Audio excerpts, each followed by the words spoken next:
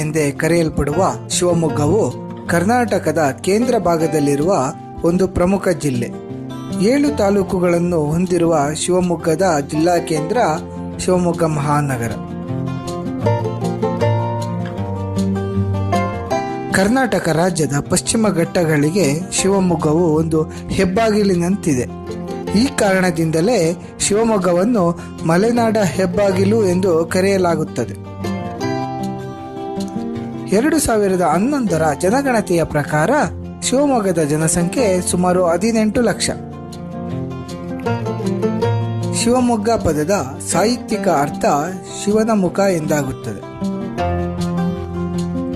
ತುಂಗ, ಭದ್ರಾ, ಕುಮುದ್ವತಿ, ಶರಾವತಿ ಮತ್ತು ವರದಾ ಎಂಬ 5 ನದಿಗಳ ಹರಿವನ್ನು ಹೊಂದಿರುವ ಶಿವಮೊಗ್ಗ ಫಲವತ್ತಾದ ಕೃಷಿ ಭೂಮಿಯನ್ನು ಹೊಂದಿದ್ದು ಕರ್ನಾಟಕದ ಆಹಾರ